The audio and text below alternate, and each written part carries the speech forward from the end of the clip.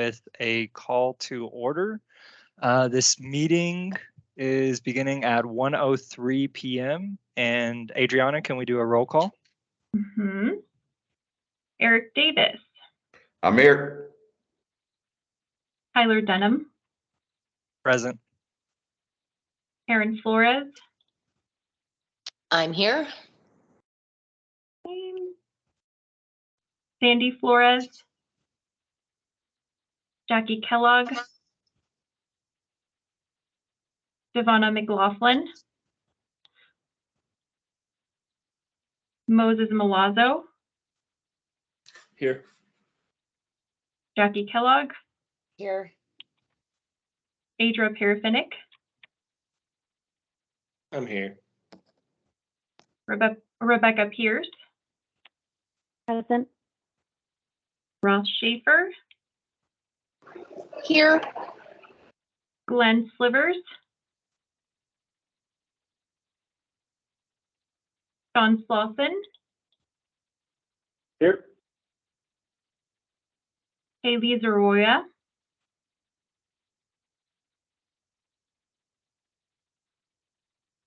Okay. All right. A few housekeeping reminders to start. This meeting is being recorded. Please avoid using the chat box for general chatter. Instead, enter or see your queue if you have a comment or question during the meeting. Also, please keep yourselves muted if you're not speaking to avoid audio issues. And if you do need to leave the meeting early, let us know so that we can note the time for meeting minutes and do a quorum check. And with that, right on to agenda item 3, which is the land acknowledgement. Would anyone like to volunteer to read it?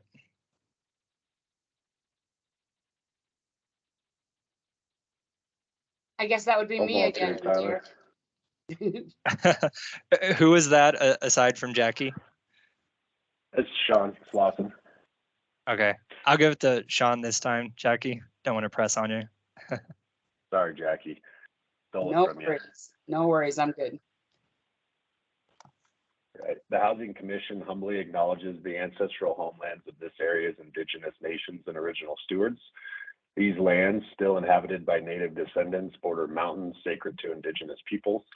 We honor them, their legacies, their traditions, and their continued contributions. We celebrate their past, present, and future generations who will forever know this place as home. Yeah, thank you so much for that. And with that out of the way, we will move to agenda item 4 and open the meeting up to public comment. Adriana, is anyone queued up for public comment, or did we receive any public comment by email? No, we did not. Gotcha. In that case, agenda item 5A, the consideration of approval of minutes for the commission meeting on November 30th. I will entertain a motion if someone has one. I can do it. Can I move to approve the minutes? Thank Second. you. This is And- Moses, second. Was that Karen Flores that made the original motion? Yes, that was. Okay, and I'll give the second to Jackie. She spoke up just a little bit quicker. So have a motion by Commissioner Flores, seconded by Commissioner Kellogg to approve the minutes. Is there any discussion? All right, if no discussion, all in favor, please say aye. Aye. Aye. Aye. Any opposed? All right, the motion carries and the minutes are approved. Next, we'll move to action and discussion items with agenda item 6A, consideration of approval of the 2022 progress report and 18-month implementation plan for the 10-year housing plan. But before any consideration, we have a presentation from Sarah Dar, the housing director. Sarah, thank you for being here today and feel free to take over.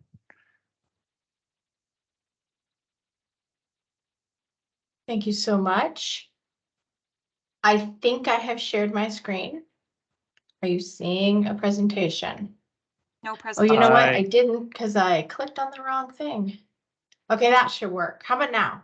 Yes. Awesome. Okay. So, housing staff is actually pretty excited to share this presentation with you today. It is a culmination of lots of work over the past year. And well, I already said it. We are excited to share it with you. I have put our entire housing team down as who this presentation is from. Although you're only going to hear from me during it for the most part. However, all I did was copy and paste other pieces into this that were created by other members of our staff. I am so lucky to be surrounded by such fabulous, fabulous people. So in the future, you're going to be hearing less and less and less from me as we get people settled into their new roles and responsibilities. So what are we talking about today? Well, we're going to start with a quick timeline. And actually, we're not, because I'm looking ahead at the next slide and I put them out of order. We're going to talk about what is the role of the Housing Commission in all of this. Just a review so that folks know as we go through this what we're going to be looking to you for within this and why we're sharing it with you and what your role is. Then I'm going to go over the 2022 progress report and an 18-month implementation plan, both related to the 10-year plan, and then the bond path forward. So we are getting a bunch of questions about that fairly. It has been, we're just short of 90 days since approval. And I promise you, we've not just been sitting back and enjoying ourselves. Role of Housing Commission in the 10-year plan, and this is directly from the 10-year plan text approved by the commission and also approved by the city council is, you'll see the bold, the Housing Commission. City council has oversight responsibility and will make policy decisions and budgetary appropriations. However, it is the role of the Housing Commission to provide recommendations to city council in the implementation of the plan. So what you're going to see is the implementation plan. And at the end, if you so choose to forward for recommendation, that can happen. The 10-year plan further states that the city of Flagstaff will ensure accountability through consistent and transparent annual reporting, not only to the community, but to the Housing Commission and also City Council, and which will monitor and report on the plan's implementation progress. When we were writing the 10-year plan, you may remember we had a lot of questions surrounding, well, how are we going to know that this plan isn't just established and it's just going to go sit on a shelf somewhere, that it is, we want it to be a living document. How do we make sure progress happens? Well, we made this commitment. And today I have the privilege of sharing with you how we are going to fulfill that commitment. So this will shock none of you. However, 2022 for housing in the city of Flagstaff, the organization, and City of Flagstaff, the municipality overall, it was a really big year. So if we look back, February 15th, the 10-year plan was adopted by City Council. So we're just a couple weeks short of a year on that. June 21st, Council placed Proposition 442, and for that matter, 441 on the ballot, which then did pass on November 8th, Election Day. So you say, well, that's really only 3 things, staff. What the heck have you been doing? Well, that is hours and hours and hours and hours and hours of work invested into each of these items, along with our regular work program that we are tasked with doing between, well, Justina and I dedicated probably at least half of our work time from before the June 21st. We're having Citizens Advisory Committee, of course, meeting beginning in late 2021. And before that, working with you guys on bond all the way through November 8th. It was a significant time commitment for us, which it looks like that it paid off, that our educational efforts were worth it. We also had a moment in here between February 15th and June 21st where we had the staff person who was primarily responsible for compiling and writing the 10-year plan resign and move on to bigger and better things with another institution here in the community, which further complicated our capacity. So let's do this. Last year, this year. So last year, 2022, we saw the 10-year housing plan being approved. This year, we're issuing a progress report short of the year mark. But because we didn't have a full year, and ideally, based on funding reasons, we will measure progress on a fiscal year basis. We are coming to you with a progress report with some updates on things that we were able to work on and be successful, and formatting showing you how we plan on reporting progress both for the year that we're reporting on in itself and the cumulative progress we're making towards those overarching goals in the 10-year plan. And we have the implementation plan that we will share with you. Why is it an 18-month plan, Sarah Dar? Well, because we started talking about doing a shorter plan. Let's say a 6-month, we're going to hit January to June 30th. And from January to June 30th, we started writing that and then realized that we would finish it perhaps January, February. Our intent was to present to you at this meeting. And we would take a breather for about 8 weeks before we started the next implementation plan that would be effective on July 1. And that didn't make a lot of sense to put staff or the commission, frankly, through that exercise twice when our goal is to report on a fiscal year basis. So the 18-month implementation plan is a one-time document. Moving forward, there will be actual annual implementation plans. So what does that look like?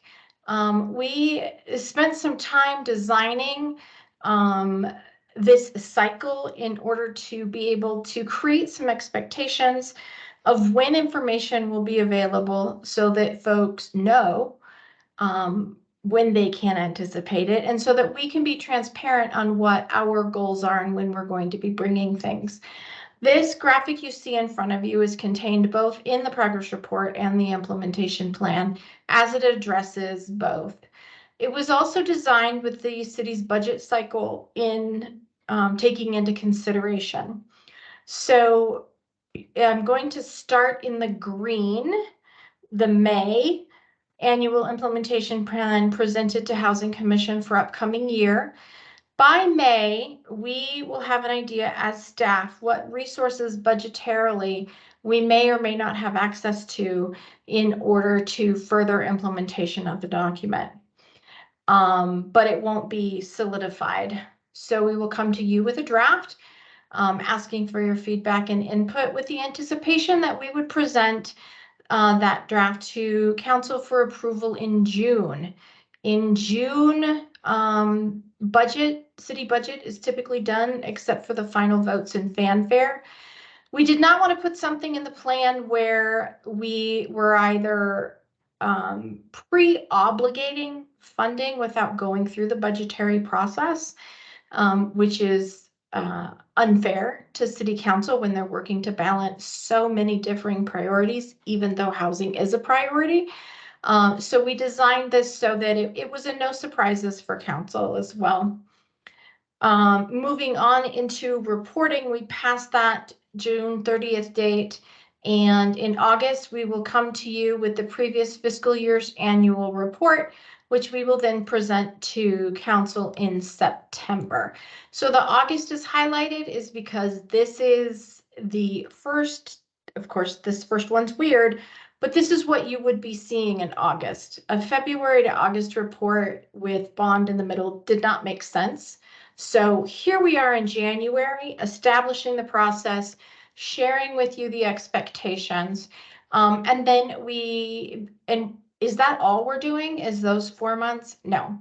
From July 1 to June 30th, we will be doing plan implementation that is called out in the annual implementation plan.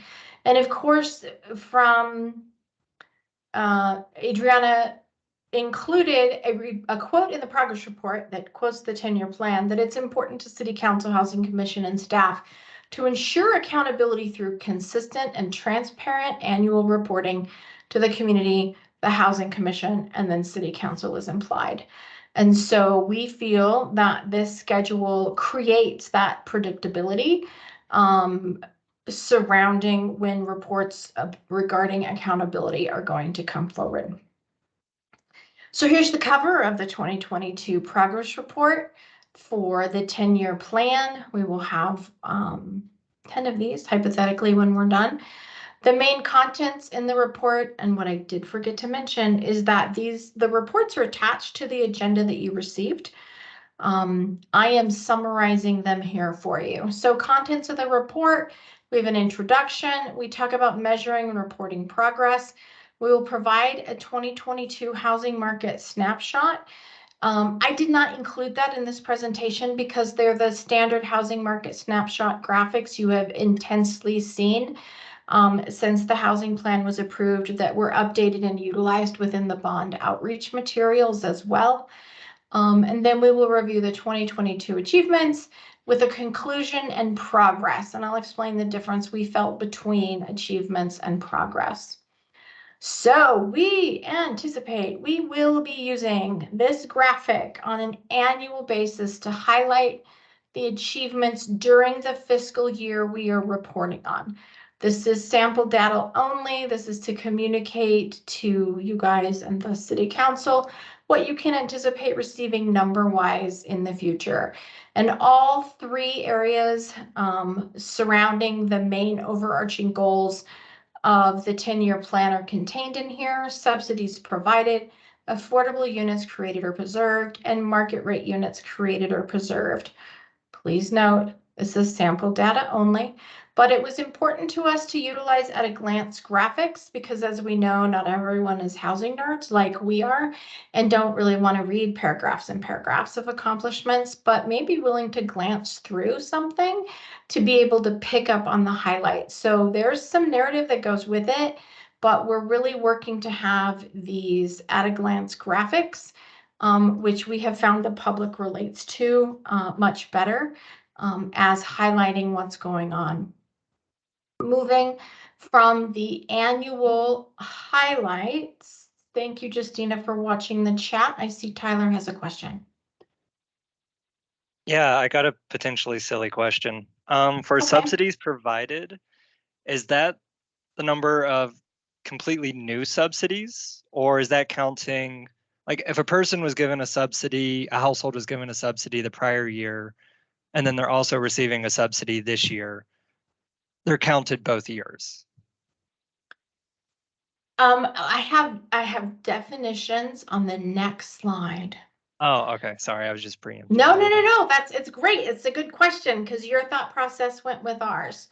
So, and that's why this would be the subsidies provided only in the fiscal year we're reporting on. Well, when we go to the cumulative slide, which is the achievement sample, with at a glance, the at a glance graphic is the one on the left-hand side of the screen. But we also came up with a key to counting. And so we felt it's important to be able to show over the next 10 years the cumulative progress, also while reporting the highlights from the fiscal year being reported on. So I'm going to start on the right-hand side with the keys to counting. So residents impacted, the number of households or residents that received a subsidy. So many of our programs don't provide repeated subsidy. And so I know that we talked about this and my mind is blanking. We do not anticipate double and triple counting. It is the number of households impacted with a subsidy that is impacting the cost of their housing. one way or another, and that is where our down payment and closing cost assistance numbers come in, perhaps some of the eviction prevention numbers, etc. Market rate, we had a long discussion about when do we count units, and there are a couple different spots where we could count them. You know, when we negotiate a DA with a developer and they say, I commit to this number, we could count them when the building permits are pulled. We could count them when they're sold.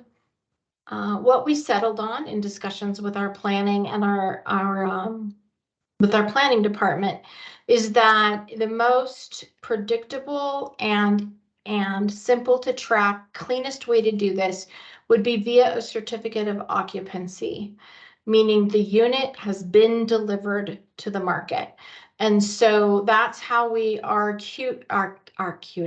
counting market rate and affordable units, delivered affordable units that received a certificate of occupancy.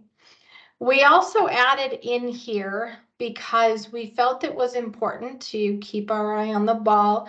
And sometimes accomplishments with housing are multi-year. And so, well, it may look like in one certain year, there were only 20 delivered. However, negotiations with developers, et cetera, took place where X number more were committed. We thought it was important to work to reflect that pipeline, if you will, of what's coming in the affordable units, not so much in the market rate units. Recognizing that a committed unit is not a unit, it is a commitment to build a unit. So you'll see in the third circle over, the one with the reddish color, that there is the text in the middle of it that says 140 committed but not shown in graphic. We talked about shading the graphic with a little lighter to reflect that, but felt that that would be disingenuous because the intent of that is created or preserved since plan approval. So you'll also notice at the top of this, it again lists what the goals are. And while this may seem redundant within the document itself, we felt it was important to have the graphics be able to stand on their own, and so they could be utilized throughout the community for different purposes and not only within the context of the annual report document. So the other thing that we have in here is a conclusion and progress, and this will be based on an annual. This will be based on an annual basis. Yay! This will be reported on annually, and this is actually our progress for 2022. And these three things we were able to address in the short months since plan approval, which is to present the bond measure to council and community for consideration. We have created a category within here that will make more sense when I present the next plan, but dependent on other strategies being completed. And we have an example to show you why we have added that into the analysis. Anticipated timeline, this is the timeline identified in the 10-year plan of when we felt the community collectively in creating the plan would be the anticipated timeline of strategy implementation, and it's immediate, short-term, medium, and long-term, with immediate being 18 months from plan approval. We are wanting to give credit where credit is due. It's not just us doing these things. Sometimes it's the community, sometimes it's us, sometimes it's another division within the city. We will share with you a percentage complete and then a status comment. This one says bond measure was presented and approved. Yay!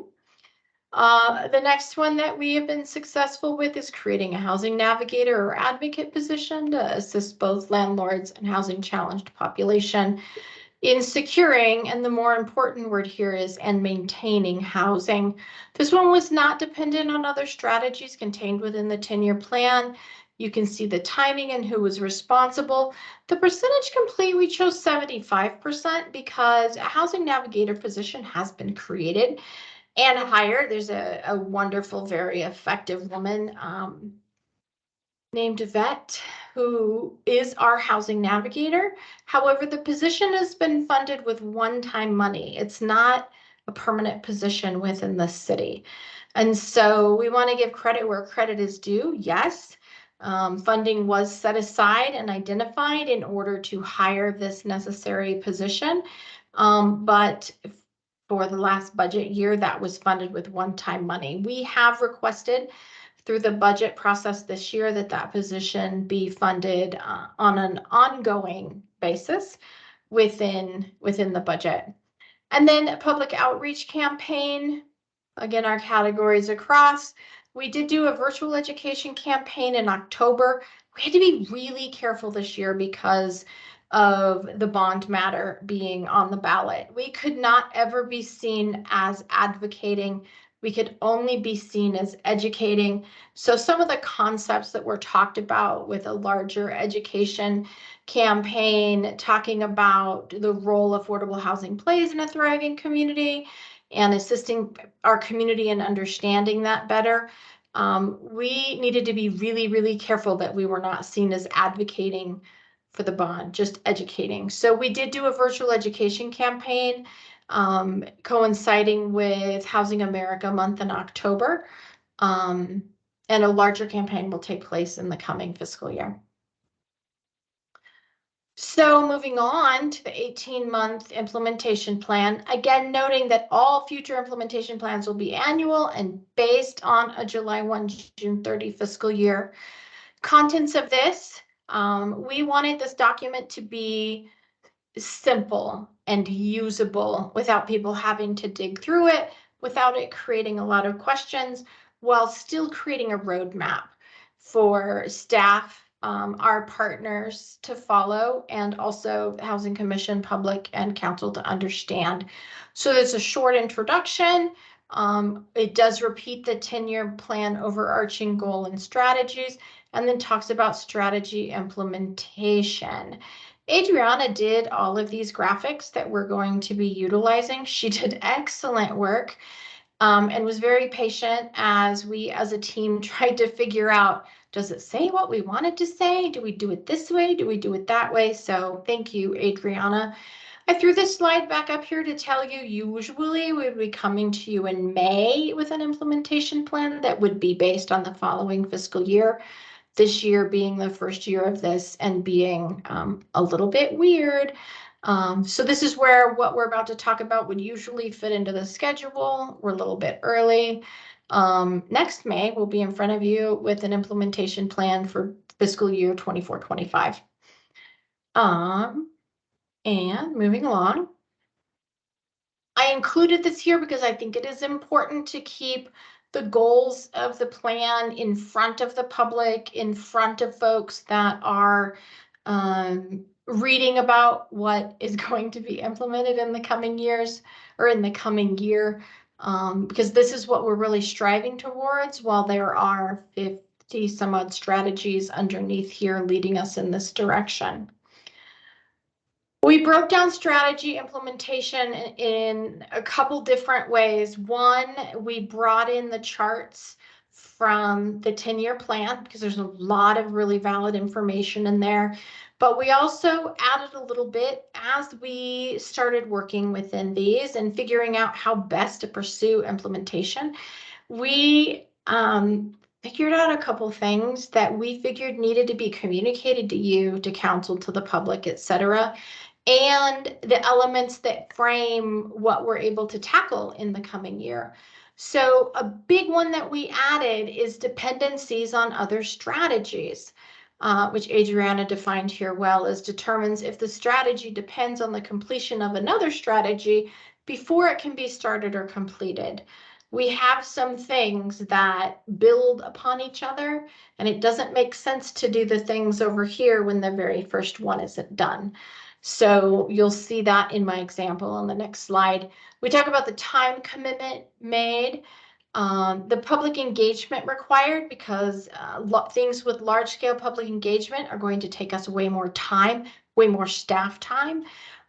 Things that are internal that we can do, the time commitment or the public engagement isn't as critical. Requires council consideration. Council consideration adds to that timeline or not. But a yes in that column indicates that at least some parts of the strategy will require city council approval. Funding required over staff time. A lot of the strategies in the 10-year plan identify resources as staff time. And so what we wanted to also identify is, are we seeking money or do we need money above and beyond our staff time in order to accomplish this strategy? And then city division and section collaborations. Who are we working with? Who are our partners to move this forward? We discovered quickly in discussing implementation plan with other sections and divisions within the organization that things for them change quickly as well. And there are some things where we need to adjust who's working on it or adjust when it's going to be worked on based on other things moving forward. So what we have is an example of the strategy table. I want to draw your attention to a couple things in here. There is a section like this for each and every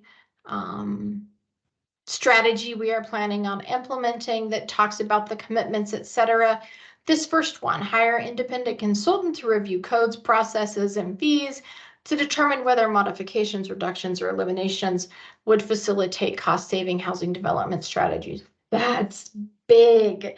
That's looking at all of our regulatory documents, all of our processes, etc. You can see in the city divisions and sections collaboration is there's a lot of folks in here, most of which touch the development process directly in some way.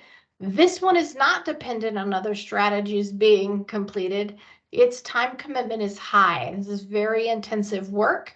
And while we are pursuing we're pursuing a consultant to do this. It was important that this be done by a third party.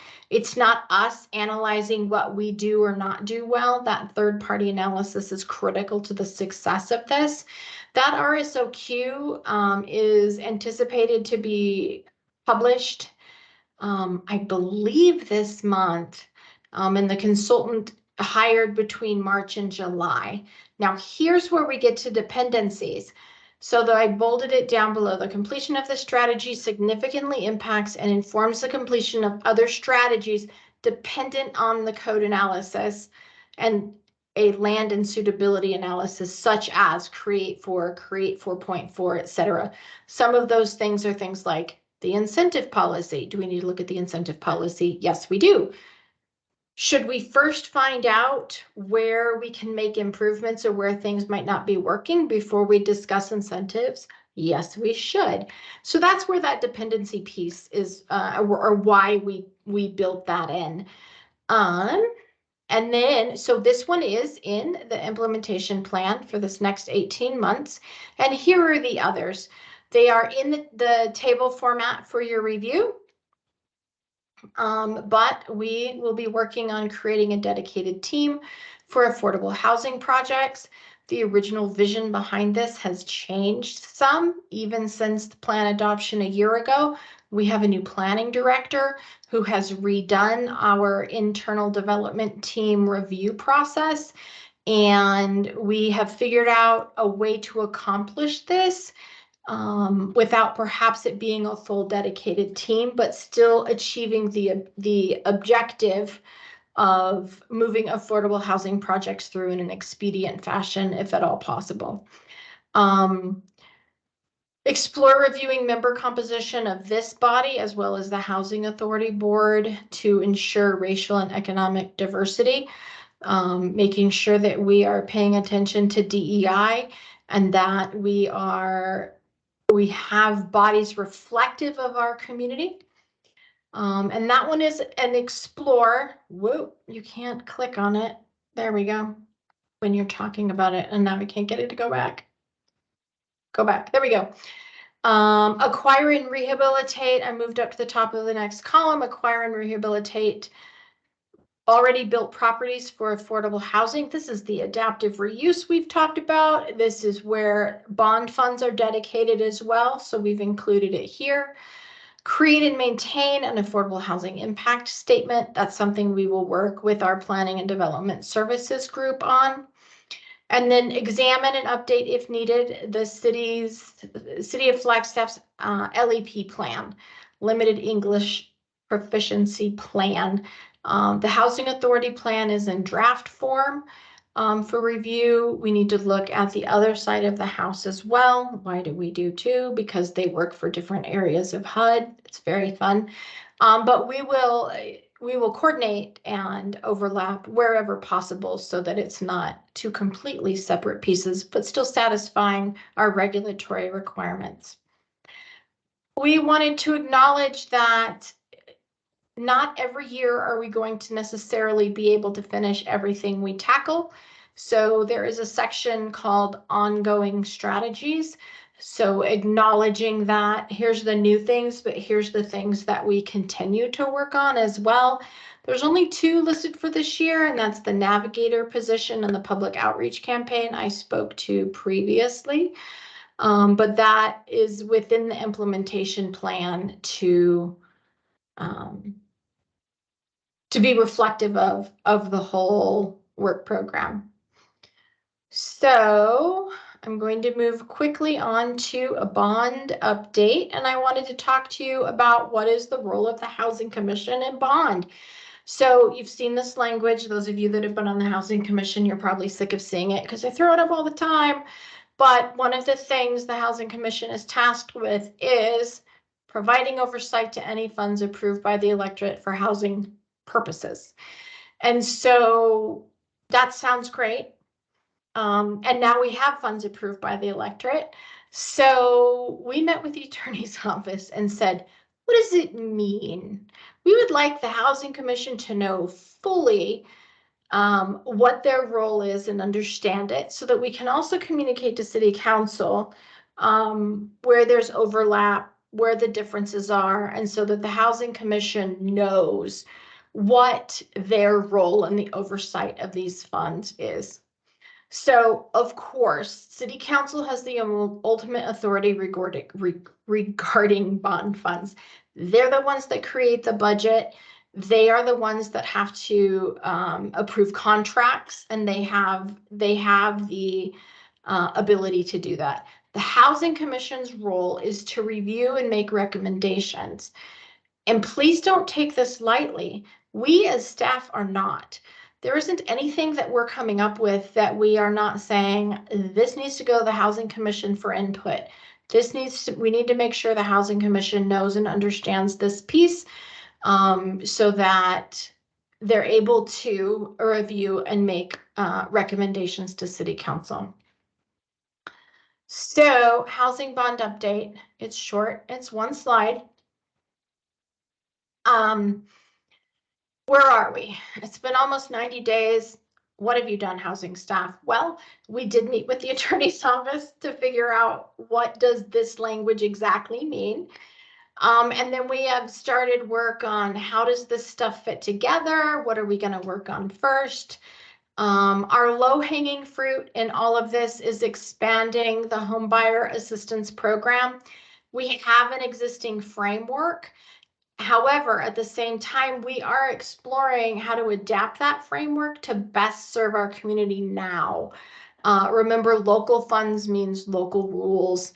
In the history, we have sometimes used federal funds for this purpose. And so some of the rules or program framework comes from federal requirements we may not have to abide by. So we are working on this to the point where we've had already a couple meetings with the city attorney's office. We're due to meet with the city manager next week to talk about some of those framework pieces relative to funding we have or that has already been awarded to an agency that is not bond funding. However, knowing that we may as well be setting things up so we can flow into bond funding, excuse me, we should be. Justina suggested I put funding amounts on this slide.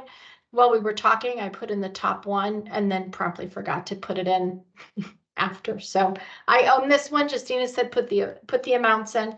I will verbally mention the amounts. Repurposing existing available buildings into rental units. This is that adaptive reuse that we mentioned up in the implementation plan. What we're working on with this is to determine best practices and the decision points that we need to bring to the commission, and then take your recommendations on those decision points on to City Council. This is a hot topic within the housing nerd realm right now. In fact, there is an entire session at an upcoming Urban Land Institute educational series about converting, and they framed it available office space. But in the description, it talks about other spaces as well into housing units. We're planning on attending that, learning what has been successful in other places, what some pitfalls have been for others. We will make plenty of our own mistakes. We do like to avoid making the mistakes others have already made, so that, you know, we can make our own. Incentivizing private sector to incorporate affordable rental units. I'm sorry, repurposing existing buildings is 3 million. Incentivizing private sector to incorporate affordable rental housing into new developments. Our phone is ringing off the hook.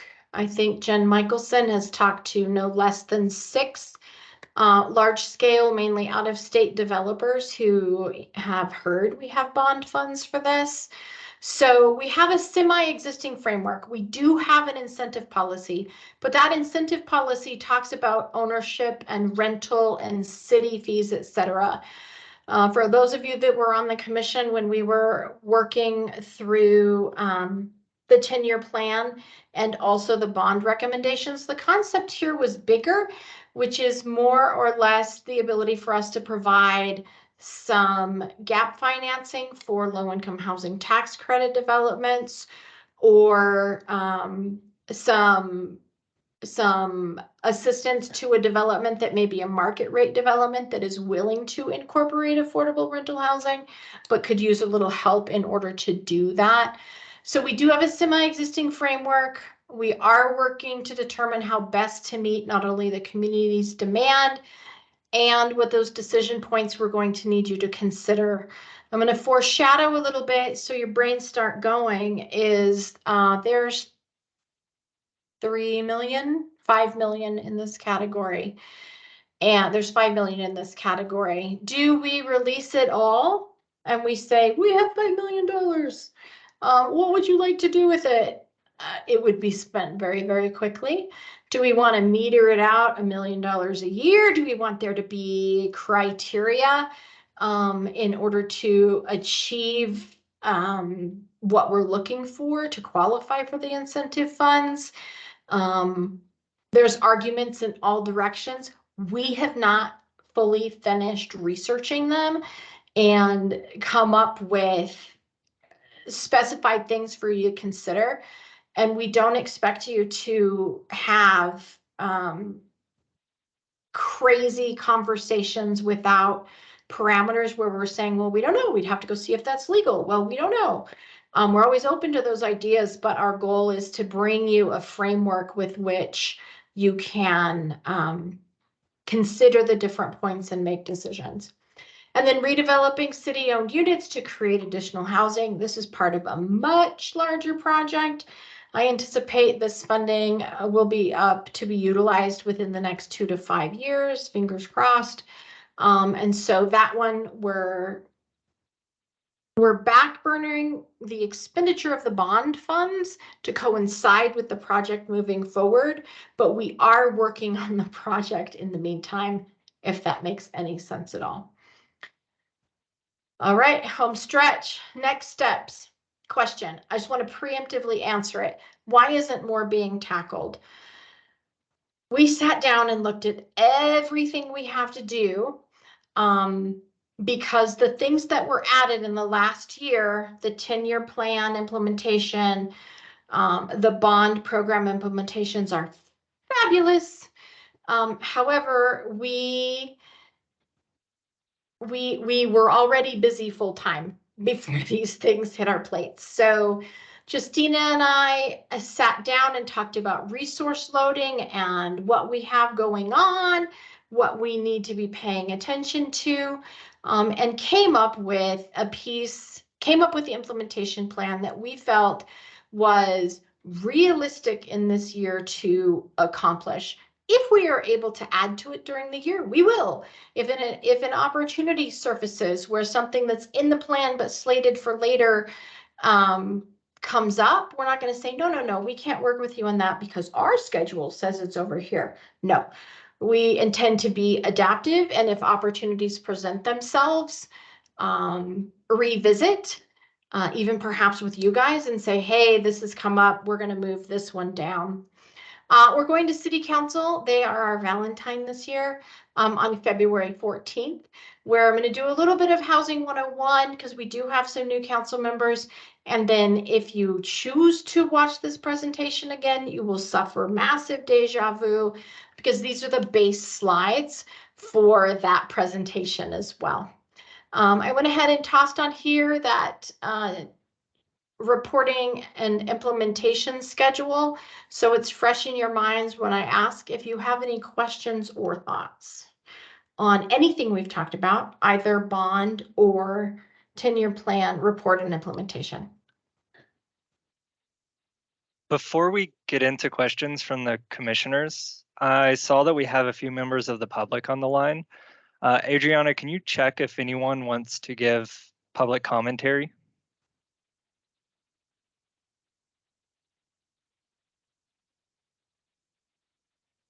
I'm not seeing any hands or C's or Q's in the chat.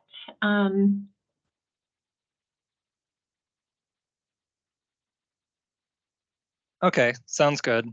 And I do have a bucket of questions of my own, but I don't want to monopolize the conversation.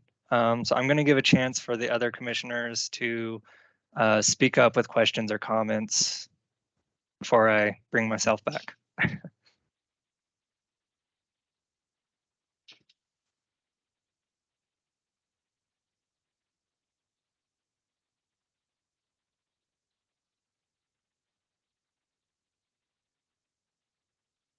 Tyler, this is Sean Slauson. I have a question.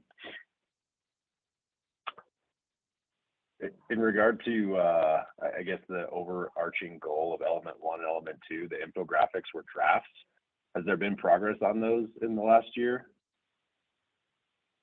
Thank you for the question. The progress is that we created those graphics in the past 3 months. So is that answering your question, or did I miss it? Yeah, I think so. I mean, I was really asking around, were those numbers accurate? I mean, how many subsidies, affordable units provided? Is that all waiting on the bond funding that's just passed? Or has some of that has happened in the last year? Some of it has happened in the last year, and we anticipate being able to fill these in. We wanted to present the information to you. We are going to start tracking from January 1 of this year, so 26 days in. Given that we did not have these definitions, can I go here? We spent the time creating the backgrounds and the transparency so that we can then measure and report consistently over time. Thus, we decided the pieces from February 15th until January 1 of this year, we were not going to count, partially because the main things that we worked on were here: the bond measure, the navigator, and public outreach. And so while, yes, we do have programs that are providing funding, we are working to create some consistency in those definitions. And our lead staff person departed in February, March, in early May, and we were not again fully staffed until October. So the staff that you see online here, we're only missing one, and those are our resources to utilize. So this is the direction we went. It was our goal to create the framework. We also will be publishing so that we're not missing that 2022 data. You will see coming out, I believe our target date is around the council meeting in February, a 2022 year in review where our CDBG numbers will be reviewed, our land trust accomplishments, et cetera, will be contained. So we're not completely disregarding 2022 accomplishments. However, in context of the adopted 10-year plan, we are. Thank you. I see that Adriana has a comment to add. I was basically just going to say what Sarah said. I was going to save this for the staff updates, but since the question came up, there will be a year in review during the month of February. In the month of February, once it's ready, you will receive from me the February newsletter, which is going to have a lot of that data. It's not going to align exactly with what is in these documents, but you'll see a lot of the work that we've done in the last year. We have had in the past inconsistency in definitions and reporting, partially because sometimes the federal money that we utilize, they change the definitions. We have found that frustrating for us. We can't imagine how frustrating it is for the bodies we report to and to the public to not be able to compare apples to apples. Thus, the effort we put into creating our own definitions, which respect the framework we must work within, but will be predictable and consistent moving forward. I see that Rebecca has her hand raised. Yeah, just curious, the housing navigator position, is that funded by the bond that passed? No, right now there are no staffing positions funded by bond that passed. The housing navigator was actually hired for the first time in October of 21, utilizing some funds the housing authority received to start an emergency housing voucher program.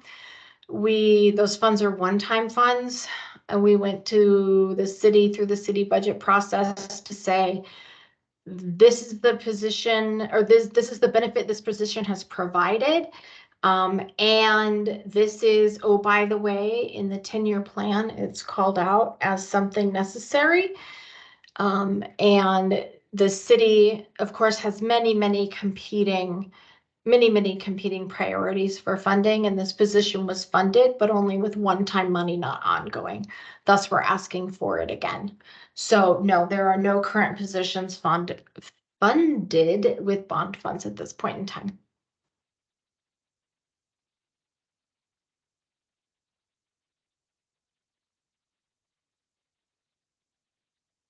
I'll go ahead and ask one of my questions since it actually ties in well to what Sheen was saying. If you go back to the slide with the graphic on the 2022 counts, so one of them was the number of subsidies. Yeah, subsidies provided.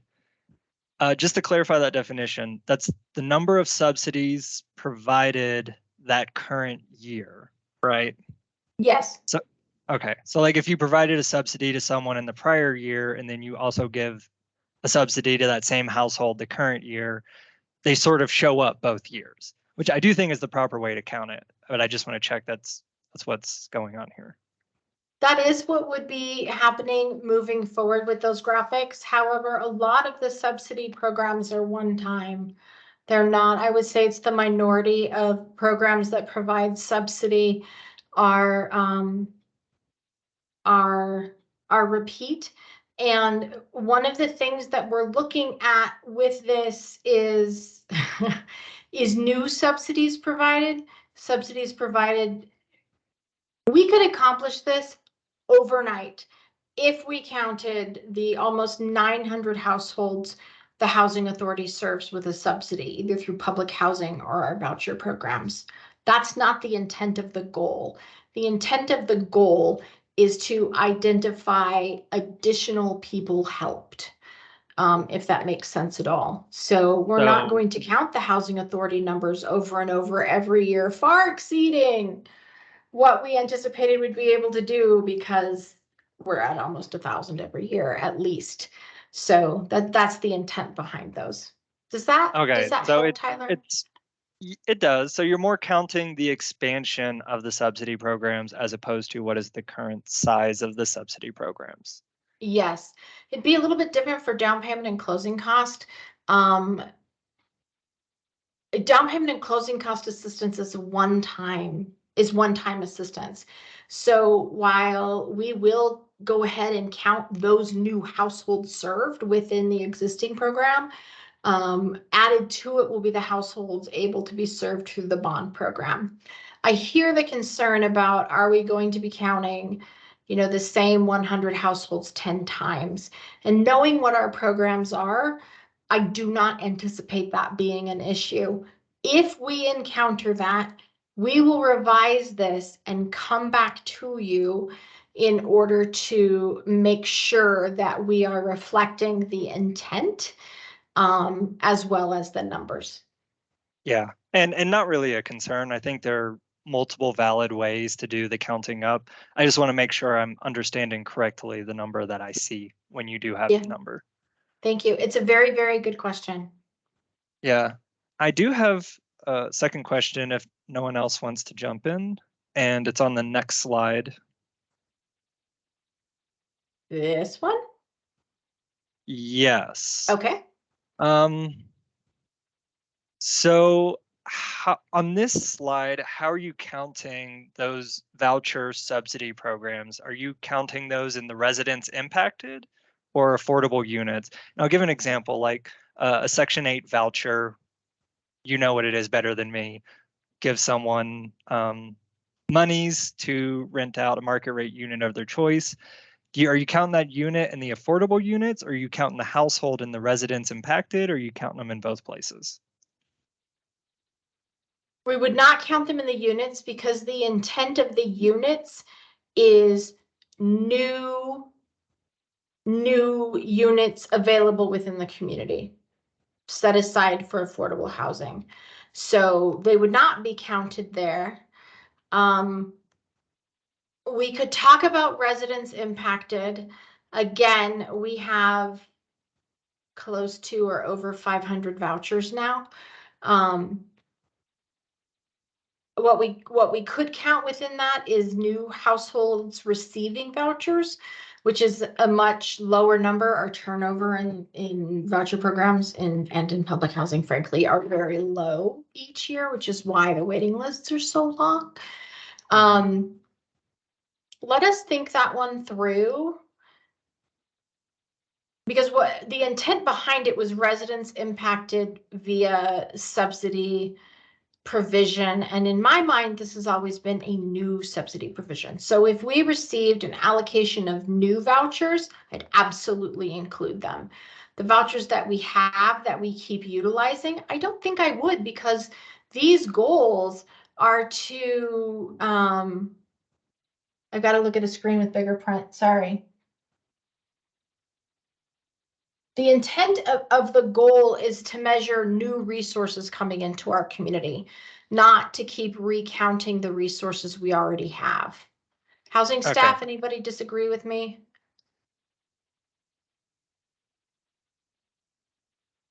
Okay. Yeah, and the text does say since February 2022, so that lines up with what you're telling me. And I see that Moses has a question and comment. Well, yeah, well, Sarah just sort of answered it, but I wanted to clarify. The Section 8 and such should not be affected by this bond, right? So when you're reporting that, I guess I'm a little bit confused. I guess you're going to be reporting all of the impact on affordable housing, not just what's accounted for by the bond that was approved.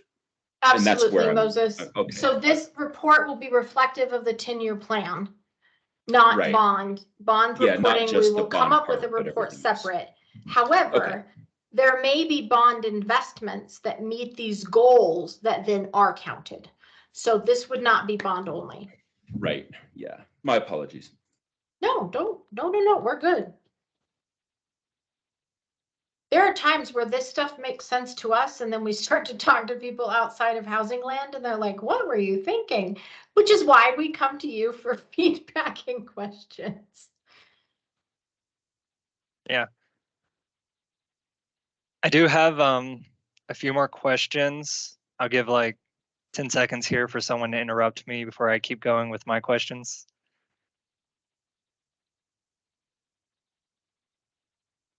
Okay. Okay. So, can you remind me, what does preservation of affordable unit look like? Does that mean the city bought a housing unit, a market rate housing unit, and then made it affordable? Is that the only mechanism by which that happens, or are there other mechanisms in play there? There are other mechanisms, and in fact, one of the most effective mechanisms in preserving affordable or already existing affordable housing units is owner-occupied housing rehabilitation. And that is a program that serves low-income homeowners who are already living in their home. That program addresses health and safety hazards within the home. It's not an I don't like my cabinets program. It's a I still have a twist glass fuse box and it's creating a hazard. A lot of the clients we see come in through the owner-occupied housing rehabilitation program are elderly. Some of them own their home free and clear, but on a fixed income that does not create much space to address systemic issues such as roofs. We replace hot water heaters. We also can do accessibility adaptations to allow folks to age in place. It's already affordable to them because they are able to live there. We've been faced with houses in the past or elderly couples in the past that could not afford to take out a loan to address the system failures within the home that could make it unoccupiable. So it is the preservation of an affordable unit within the community. Okay, yeah, thank you. That makes sense. I think my next question is with the next slide. It's on the one showing create 4.3 and 5.1. Maybe next slide actually. Yeah. Couple There? slides. Is it this one? It was more of a table, but This one. yeah, I guess they were on Okay. separate slides. So I'm just curious. So 4.3, create 4.3 is talking about zoning changes. Would those zoning changes not be part of create 5.1, where that independent consultant is going to do a complete review of the zoning code? Would that not be part of that process? It is part of that process. I have the 10-year plan open. Let me get down to it so that I can speak to receiving a message from Adriana. Adriana, you want to speak to this or you want me to do it? You can go for it. Okay. So when we gave it to you, draft document, that is the one that Tyler, please allow me a question. Are you looking at what's on the slide in front of you or the draft document we sent to you? I formulated the question when looking at the draft document. Okay, so you're talking about create 4.3? Yes. Okay, so for the rest of everybody, create 4.3 is explore adding affordable housing as an allowed use in the public facilities zone. We included that in the draft. We, of course, that is not something housing staff controls. It is not something that is within our ability to necessarily work on. We can do the explore part, but it is really relative to the work of our zoning code administrator and our planning and development services manager, planning director, I'm sorry. And so we, in what you see in the presentation in front of you, it does not have that one here because we were unable to obtain a commitment that they could fit this into their work program. So we pulled it out of the draft since we sent it to you. If they by chance have time to work on addressing that, they will. Excuse me. However, it's not something we were willing to make a commitment on their behalf, knowing the other demands that they have facing them. And Justina, am I missing anything? Thanks, Sarah. So I just wanted to add just a quick note here that as part of developing an implementation plan every year, what housing staff plans to do is we will work with the identified departments that in the 10-year plan that were identified to be a part of that strategy. And like Sarah just mentioned, we're going to make sure that they have the capacity to be able to implement that strategy for that coming fiscal year. If for whatever reason they don't, then we're going to, push it back to the next year because we have to make sure that what we commit to actually happens. And so that's exactly what happened here. But going forward, that's how staff plans to ensure that what we say we're going to do, we actually plan to do. Okay. Yeah, thank you for that. And to be fair, in the document, I think it is laid out pretty clearly the way you set out. Like it mentions on 4.3 that it's dependent on Create 5.1. Just bringing it up because I didn't see it here in the presentation. Thank you. And it was a change today and I neglected to mention it. So thank you for mentioning it for me. Okay. And those dependencies listed on right here, what's on the screen, that's just a sampling. There are a lot of strategies that are actually dependent on this analysis being complete. So it's kind of like a domino thing. The first one's got to fall before we can do the others. Okay. And I do have one more big question, but before I get to that, I want to take a moment just to kind of refresh everyone on what the purpose of this discussion is. So at the end of this item, we're going to make a motion to recommend the city council the approval of this document or non-approval, potentially with alterations. So if there's anything that you want to see changed with this plan, now is the time to like interrogate that and ask about it, bring it up for discussion. And while everyone else, yeah. I love that you said interrogate, Tyler. Yes. And while everyone's pondering that, I will move on to my last big question, which was on Create 5.1. If you can go back to that table where, yeah, this one. So I'm just going to put my thoughts out there on the strategy description. I don't know if we need to change anything. I'm just going to put these thoughts out here. So it says hire an independent consultant to review city codes, processes, and fees to determine whether modifications, reductions, or eliminations would facilitate cost-saving housing development strategies. I'm worried that language might be too narrow because I don't see the purpose of the zoning code review just to be cost-saving strategies. And the reason I say that is because cost-saving strategies do not directly convert into affordable housing. What do I mean by that?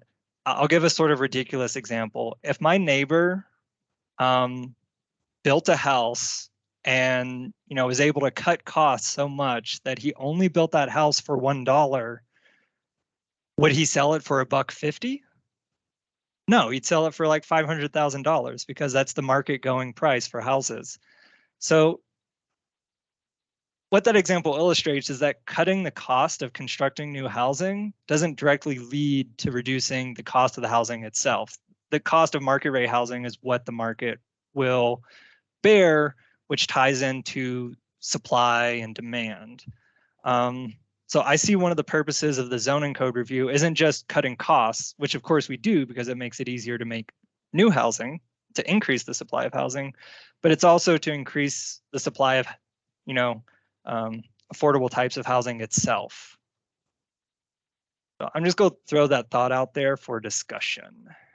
So Tyler, you are absolutely right on, and this is where the dependencies come in. Trying to figure out which screen you can see. There we go. So absolutely, and that is a long acknowledged discussion point that cost savings does not automatically translate to cheaper housing. However, that language is directly from the adopted 10-year plan.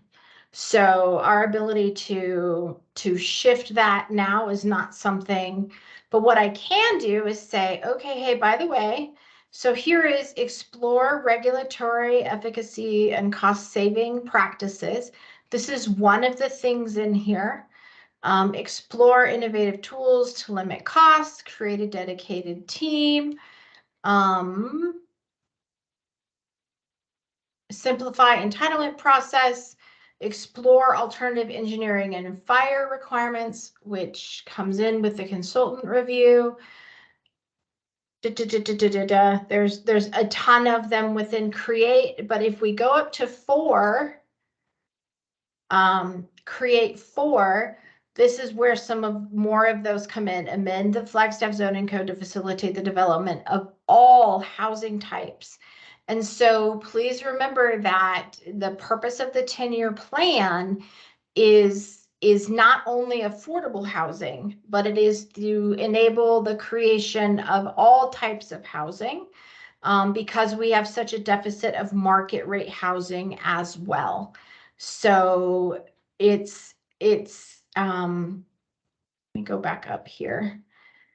Here is amend the zoning code to facilitate the development of all housing types. So yes, the cost saving measures was something City Council felt very strong about, making sure we were including within there. However, there is overlapping affordable housing strategy running throughout it. So yeah, remember the goal is not just affordable, but overall housing market as well.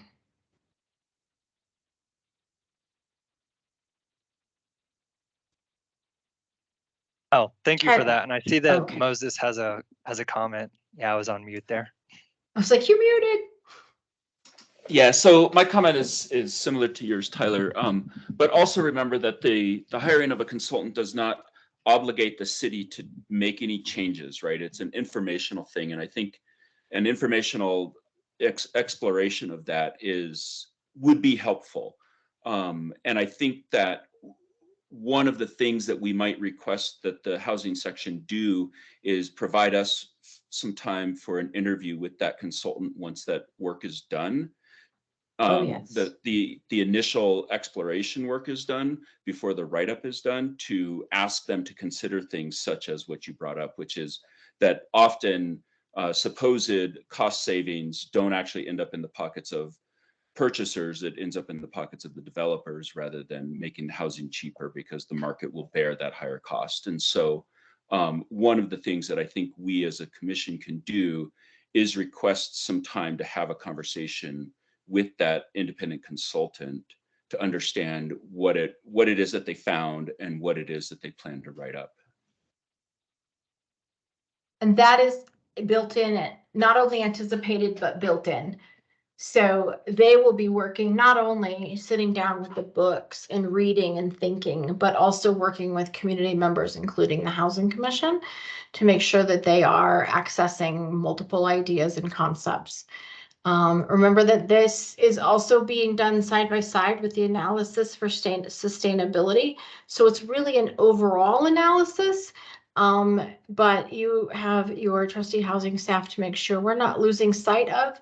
And actually, this project is being spearheaded by the planning director, so that it isn't housing or sustainability. It is the party that's actually responsible for the implementations of the regulations through the building of units in our community. But thank you for the reminder that you're interested and that you want to do that. You will not just see a finished report. Okay. And yeah, thank you for that clarification. Yeah, and I really liked Moses's comments. Definitely be interested in being part of that process when it comes up. As to my original question on the language, I think I'm fine with it being the way it is. Sounds like it would be complicated to change it because it comes directly from the housing plan. And I really just wanted to know that that's not going to be the narrow scope of the zoning review. So I'm satisfied. And with that, that's all my questions. I'm going to open it back up to everyone. Again, at the end of this, we have to make a motion to either for recommendation or not recommendation to City Council, potentially with alterations. So does anyone have anything they want to discuss with regards to that before we get into making motions?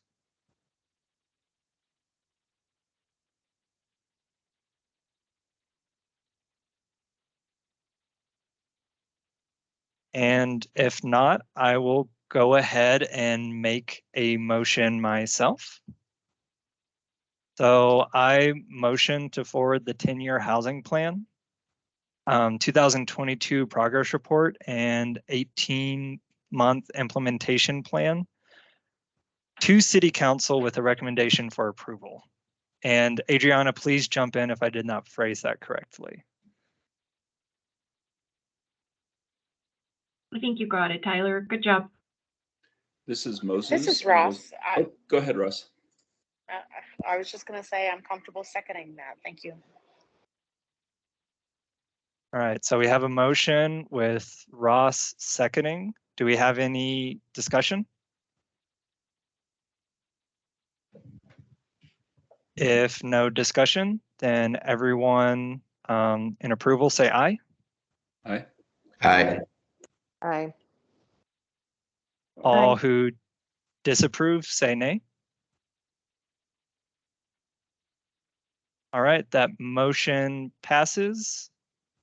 Motion made by Commissioner Denham and seconded by Ross. Yeah, and Sarah Dart, yeah, thank you so much for the presentation and discussion. That was really great. Oh, thank you so much. I really, it's the rest of the team that really deserves the credit. I did a lot of cutting and pasting to present their work. So thank you so much for the recognition of the effort that went into this. Yeah, well, you did have to sit through the interrogation, and that's pretty impressive. I love answering questions, so it's no worry. Thank you so much, Chair and Commission.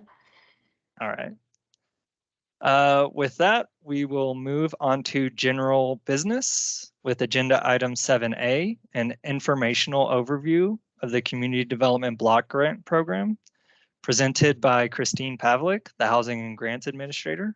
Christine, thank you for being here today, and feel free to take over.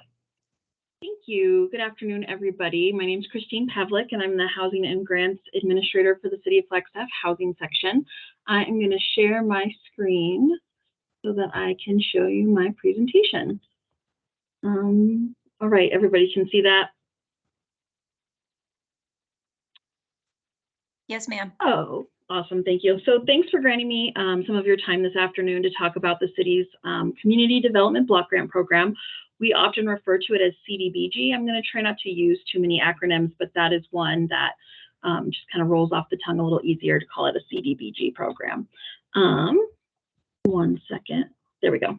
So first, I'm going to provide you with a quick introduction and overview of the CDBG program. We'll talk about eligible uses of the funds, provide some examples of recent projects, and some information about specifically this year's planning process.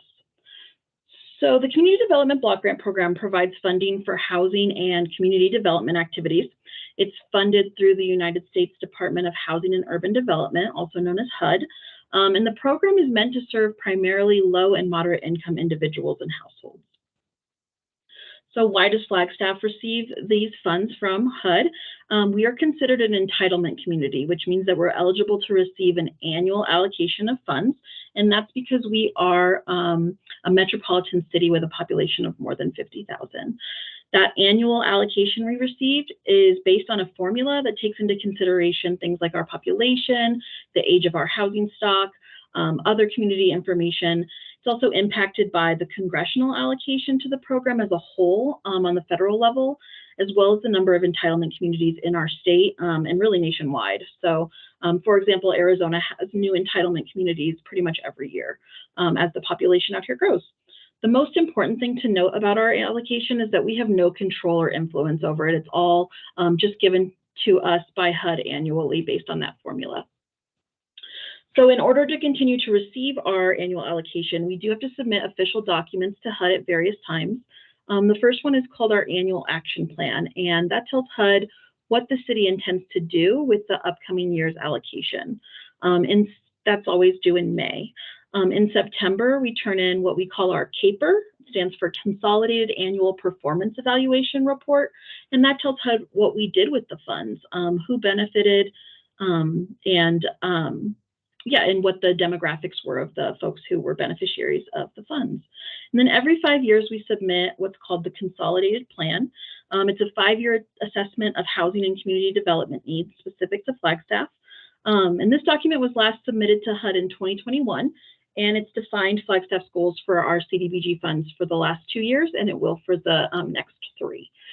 And then we also occasionally submit substantial amendments to our annual action plan, and these are due as needed. So it's for reallocating funds from one project to another. Let's say a project didn't pan out, and then we need to reallocate those funds in the middle of the year. Or if we get a surplus of funding, for example, we received CDBG CV dollars from the CARES Act, and these were specifically to respond to coronavirus. And so we did a number of substantial amendments to accommodate for projects with those funds. So how can the city use this money? Well, essentially as the city council sees fit, based on the community needs we identify in that consolidated plan, the primary objective of the CDBG program, and one or more of the national objectives, which we'll go over next. So the primary objective of the CDBG program is the development of viable urban communities through the provision of decent housing, a suitable living environment, and economic opportunity, all of which must serve low to moderate income persons. And so the definition of a low to moderate income person or household is 80% of the area median income or below. So for example, a household of 4 in the city of Flagstaff would not be able to make more than $68,700 a year to be an eligible beneficiary of a CDBG funded program or project. So along with meeting that primary objective, the activities must also meet one or more of the national objectives, and those include serving a limited clientele, being a housing activity, providing an area benefit in a predefined target neighborhood, or job creation or retention activities. So limited clientele activities benefit low to moderate income persons or those who are presumed to be low to moderate income. And HUD presumes a number of different populations, and they include survivors of domestic violence, individuals experiencing homelessness, disabled adults. You can see the list there on the slide. An example, some of our CDBG CV funds were allocated to the front door for coordinated entry, as well as to Homeless Youth Connections for case management and other services for youth experiencing homelessness that are working to complete high school. So for example, they provided those services to 32 homeless youth in the city of Flagstaff last year. The next is housing activities. So these activities provide and improve permanent residential structures, which will be occupied by low to moderate income persons. So for example, the owner-occupied housing rehabilitation program was originally operated by the city, but it's now administered by Housing Solutions of Northern Arizona. And in the past few years, funds were allocated also to Sharon Manor for the conversion of their congregate living units into independent units, as well as for the expansion of 5 additional apartments, all for victims of domestic violence. So this can include the development of new units, but only when it's undertaken by an official community housing development organization. So, you know, developers cannot use these funds to build new units. And then it's also can incorporate down payment and closing cost assistance is another eligible project, but we've just really found that median sale prices of homes for the past 5 years has made it difficult for individuals under 80% AMI to even purchase homes. And so that's why the city has since developed and provided general funds for our homebuyer assistance programs. And as Sarah talked about, we will be using Proposition 442 bond funds to continue our homebuyer assistance programs so that we're not stuck only serving 80% AMI. The next is an area benefit project. So these activities must benefit all of the residents in a low-income neighborhood. A low-income neighborhood means more than 50% of the households in that neighborhood are considered, I believe it's 50% of the AMI or below. So in our consolidated plan, we have designated 4 target neighborhoods. They're Sunnyside, Southside, La Plaza Vieja, and Pine Knoll. And these were designated during our consolidated planning process, not just because of the high concentration of low mod income and minority households, but also as a response to community feedback. So essentially projects that provide benefit to all households in these neighborhoods are considered eligible. Most often these neighborhood revitalization and infrastructure projects are things like we were able to, sorry, hold on one second, I misread my notes. So some of the things we're currently working towards with funds allocated last year include improvements to the grounds and the creation of a small park at the Murdoch Community Center in Southside. And then recently we completed some work in La Plaza Vieja that was sidewalk improvements and drainage infrastructure improvements right on Clay Avenue.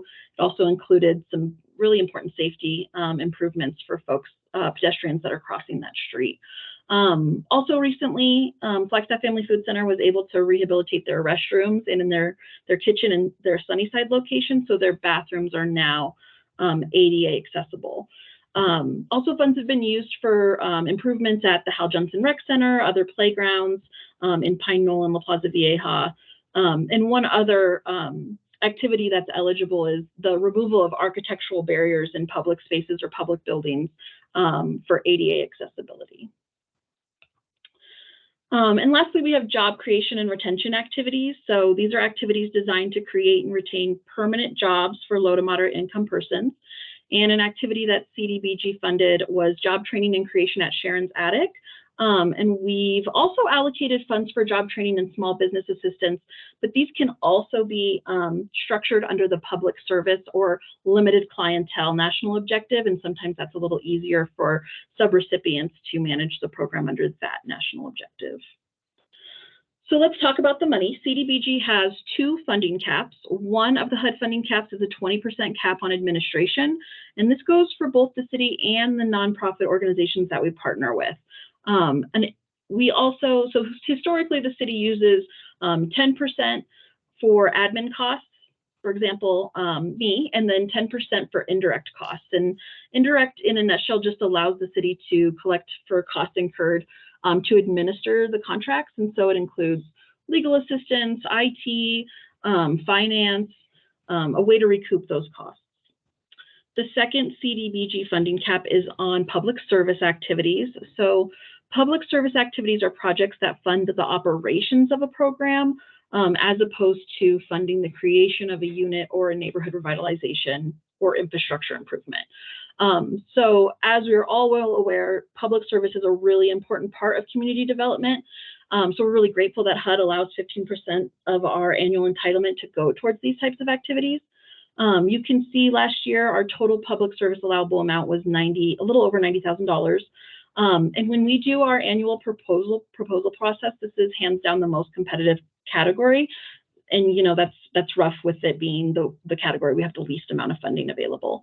So past projects in public services category, would include operational expenses for domestic violence homeless shelters and eviction and foreclosure prevention. So lastly, there's a criteria that the City of Flagstaff must follow when administering CDBG funds, and that's that at least 70% of our funds must benefit low to moderate income persons. And historically, the city is really proud to say that we serve 100% of low to moderate income persons with our CDBG funds. So I want to talk a little bit about how the annual allocation is distributed to the community. We conduct an open proposal process every year, allowing Flagstaff agencies to apply for use of funds. This year, the process will begin on February 1st. We host a public meeting where we take the time to explain the process and allow potential applicants to ask questions. So we release what's called a notice of funding availability. We call it a NOFA, and it's available to all agencies. We also schedule technical assistance with agencies as needed. Once applications are submitted, then staff will assess if the projects are eligible for funding, and then the projects that are eligible are then reviewed by a community ranking committee. So that includes a representative from one of the target neighborhoods, a housing commissioner. So if you're interested, please let me know. And then usually a community expert and some internal staff members. So each member of the ranking committee individually scores the proposals based on how the agency answered those questions. And then each question has a weighted scoring criteria. So after all of them are scored and evaluated, the committee meets and we discuss in pretty in-depth detail the results and how those numbers have averaged out. And then we work to determine what recommendations we should take to council. We present to council in April every year. I think it's pretty much always April to make the timing work to submit by May 15th. And we bring our recommendations, we explain our recommendations, and then ultimately council makes final funding decisions. One of the items that is,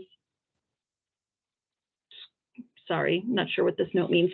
When we have internal projects, we don't score those. We just bring those to council informationally, because we know as a city that we're going to be able to carry out that program administratively, because we, we understand how to abide all of those. We're not worried about agency capacity to follow a lot of these rules. So once council selects subrecipients, we enter into a contract between those agencies in the city, and there are a number of contractual requirements included: federal procurement, insurance, monthly reporting. We do periodic monitoring throughout the life of the contract. Then we also do a final on-site audit at the end of the contract. And then we also have federal overlay statutes. The subrecipients must follow these, and the city is really responsible for monitoring those subrecipients and making sure that they're meeting all required compliance. And so we work hard to help agencies understand the statutes, but we also really take that evaluation of applications and proposals very seriously to make sure that anyone we're contracting with really understands the administrative burden that these funds can carry. So what has changed in recent years? Well, you can see in 2003 that we received our highest allocation. And then in 2022, last year, we received a little over $531,000. While performance measures are super important to us at the city, of course, they're very important to HUD, and data collection is crucial. It also requires a lot of administrative time. And so, again, we really work to make sure that the agencies we partner with are able to carry that out. So some of the data we report back to HUD includes like the AMI level we're serving, how many female head of households we're serving, and then race and ethnicity for each activity. This chart kind of shows the historical allocation since 2000. You can see that during the Great Recession, it really dipped and it slowly increased. And now it seems like we're kind of dipping again. And, feedback we've received from our HUD representative is that there's an increase in entitlement communities nationwide and in Arizona without an increase to the congressional allocation to the program. So we're hoping to see that Congress will, allocate additional funding to compensate at least for those new entitlement communities. So as I mentioned, every fall we submit our consolidated annual performance evaluation report. It identifies goals met and numbers served with the activities that we have undertaken. So just to give you some ideas of what it usually includes, last year we were able to help Threaded together with their sewing and textile employment pathway program, where they offer a paid apprenticeship, and they offered it that first year to domestic violence victims, and they were able to graduate 3 of those individuals, which was really exciting. So now those folks are fully ready to take a position in that industry with a pretty high earning potential. So it's really neat. And then Coconino County, we partnered with them to provide rental assistance to 39 households, preventing eviction and essentially preventing homelessness. We also undertook those infrastructure updates in La Plaza Vieja that I mentioned, assisted Catholic Charities with the purchase of a home for their permanent supportive Closing the Gap program. And we helped a number of organizations serve just hundreds of individuals experiencing homelessness with shelter services and case management. So as I mentioned, the city submits that 5-year consolidated plan, and we last did it in 2021.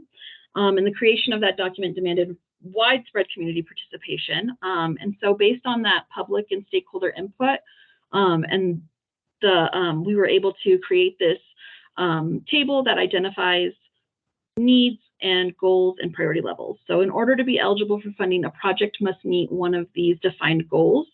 The priority levels of high and low do not reflect the lack of need for an activity. It simply identifies activities that are more likely to be addressed with, pretty limited CDBG funding. So our goals include revitalizing neighborhoods, and that includes public facility and infrastructure improvements, providing those public services and economic opportunities to low and moderate income households, addressing homelessness, primarily with the creation of additional emergency shelter, and providing decent affordable housing through housing acquisition, rehab, and construction.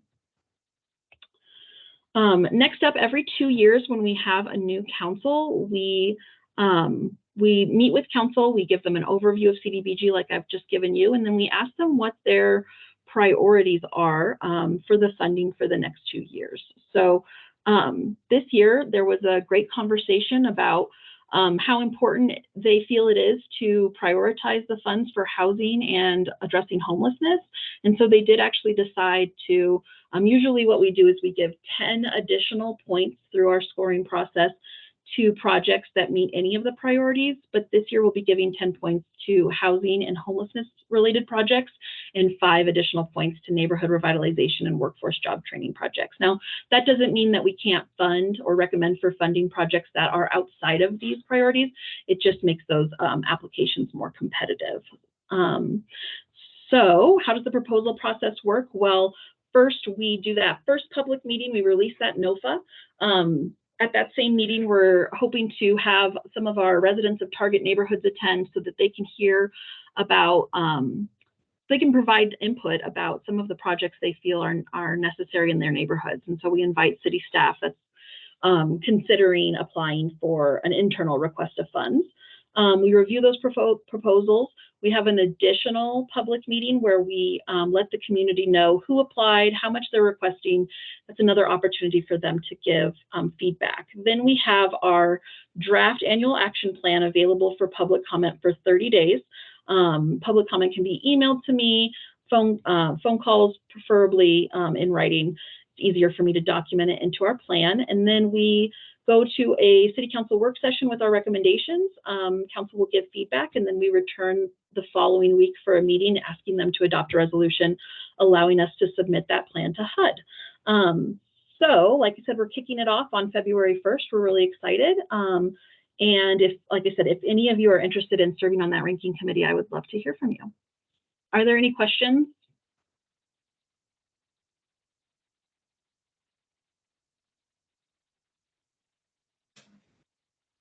Moses has a question. Oh, go for it.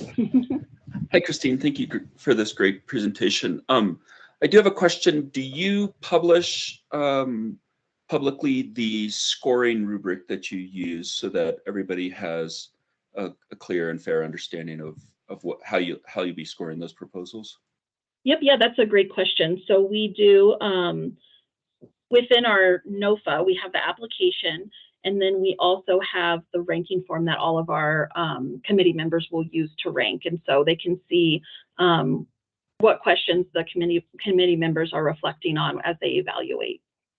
And does that include the bonus points, if you will, for this year for homelessness versus maybe a different year you might have had a different set of points?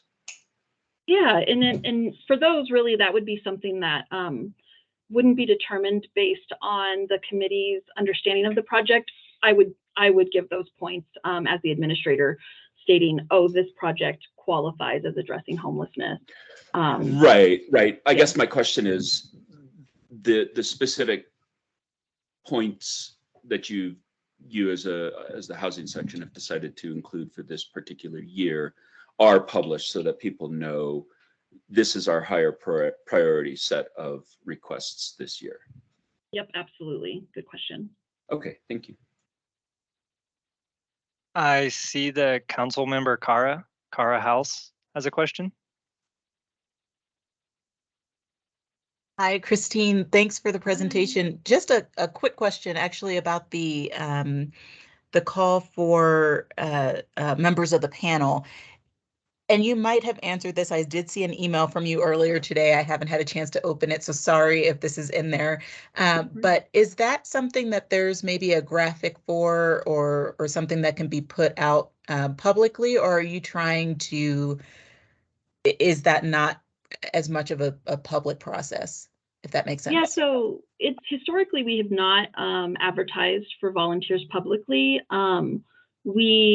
This last couple of years we asked a League of Neighborhoods, which you understand, but I'll just explain to everyone else is basically all of the community associations for those target neighborhoods have band together to create an organization that can advocate for their neighborhoods. And so we've requested a recommendation from them as a representative for target neighborhoods.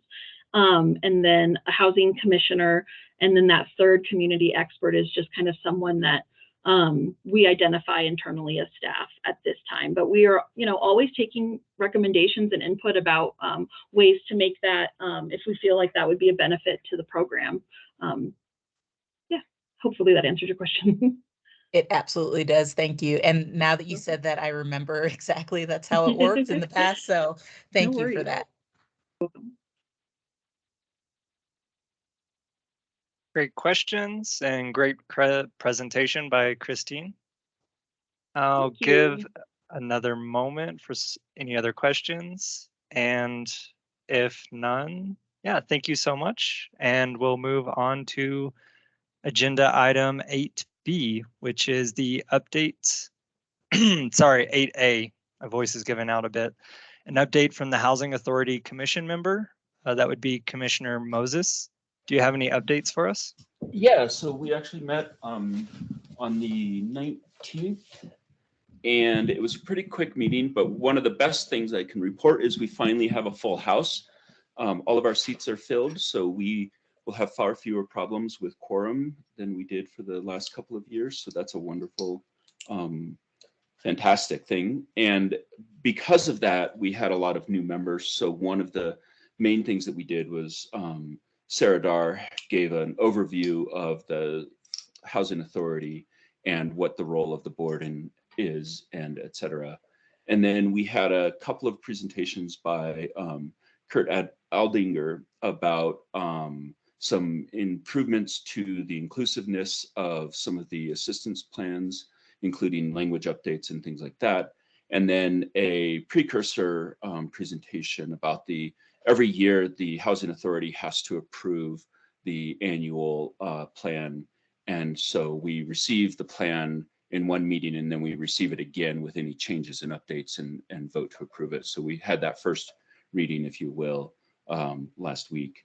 And so that's the basics of the meeting, unless Ms. Dar has anything to add to it.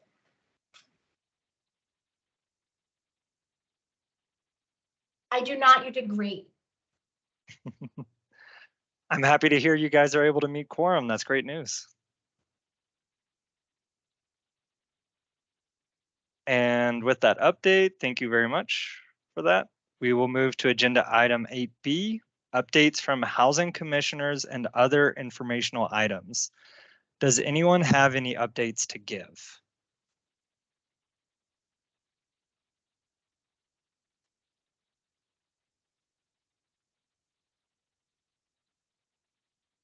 If no updates from anyone else, I do actually have an update to give. I just wanted to let everyone know about an event that's happening on, let me check here, on February 8th from 1 to 2 p.m. It's a webinar by the Arizona Housing Commission on zoning, aging, and health. And I'm just going to read the description here. This webinar from the University of Arizona College of Public Health will explore how zoning laws can make urban communities friendly or unfriendly to seniors, focus in on two aspects that are particularly important to seniors: housing and walkability. We will discuss zoning related to accessory dwelling units, independent secondary living units on lots zoned as single-family residential, and why ADU zoning is important to seniors. And we will discuss through various zoning provisions and we will discuss various zoning provisions that improve or worsen walkability. And I thought some of the commissioners here may be interested in attending that webinar. So if you are interested, I will have Adriana pass on the details so you can join.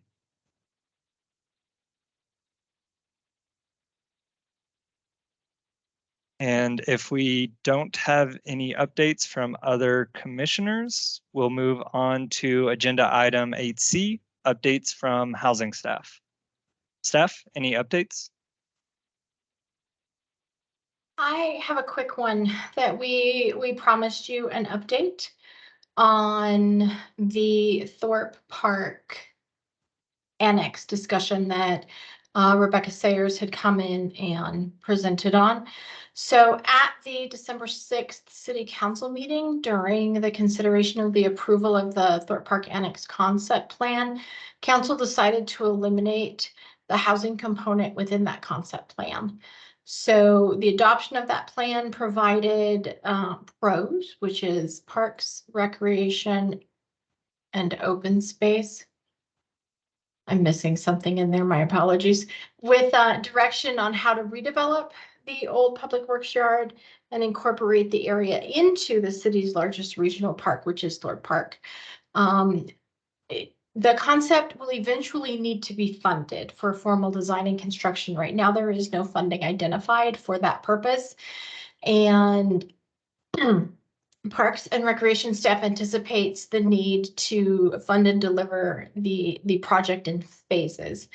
So after council adoption of the concept, their staff is working with the Parks and Rec Commission to prioritize all project needs for funding within their scope, including this one, and will be discussed each year during each budget cycle.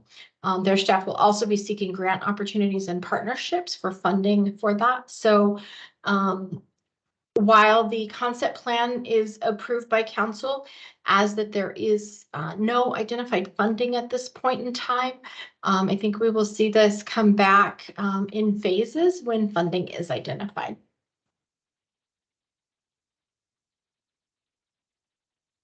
Thank you for the update.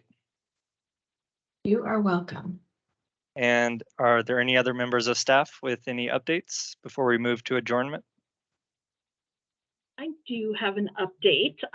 So I just wanted to give an update on the ARPA funds for housing assistance. Last time I spoke with you, we had just released our notice of funding availability, and since then applications have been turned in, and I just want to let you know who has applied. We are in the process of just evaluating those applications right now. So we received apps from the VIAs on Lake Mary LIHTC project development, Catholic Charities Community Services, the Salvation Army, Homeless Youth Connection, DNA People's Legal Services, Housing Solutions of Northern Arizona, Habitat for Humanity of Northern Arizona, and Flagstaff Shelter Services. So next time we meet, I believe I will have information about what our funding recommendations were for those.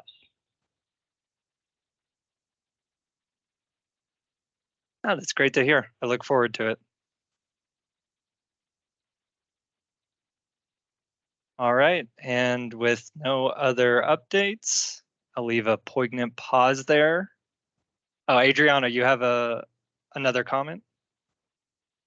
I you. As you guys can see, we're meeting online this time. The reason why is because that survey that I sent out to the commission regarding your preference for a meeting format, we didn't really get any clear preferences. And it seemed like a lot of you preferred the online option. Some of you preferred hybrid, and only 3 of you would rather be in person. That does not mean that when the weather is nice and it's nice and sunny, we can get our vitamin D and just change the meeting format to hybrid. At this point, the in-person is probably not a really great option, but if you get the itch to do another survey, just let me know once the weather is nice. Keyword, once the weather is nice. And that's all I've got. Sounds good. And I see Jennifer has a comment as well. Yeah, hi you guys. I just wanted to give a really quick update. I know we're about to leave here about the Habitat for Humanity Starter Home program that many of you have probably heard of. They have nearly completed, I think it's like 99%, their first starter home built on city property on O'Leary Street in the Southside neighborhood. Today they're hosting I just want to acknowledge they're hosting a dedication ceremony for the first home buyer there that they've identified, which is really exciting. Sadly, we are having this commission meeting during the same time, so I don't believe anybody who's in attendance at this meeting was able to make it. If you could be at 2 places at once, that's awesome. But yeah, I just wanted to acknowledge that was going on today. You know, Habitat for Humanity is a big partner of ours. It was like their pilot kind of big launch of their first tiny home. So that was exciting. I think that is all I really have for now. I know they are still waiting to begin construction on the second home on that same lot this spring when the weather clears up. So that's all I got. Yeah, that's great news to hear. Thank you.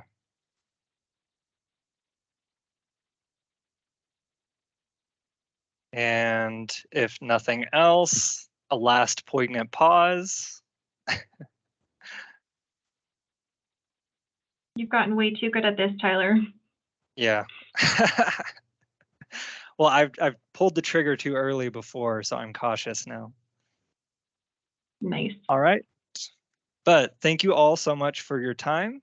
I will officially adjourn the meeting at 2:55 p.m. Everyone have a great day. Thank you. Thank you all.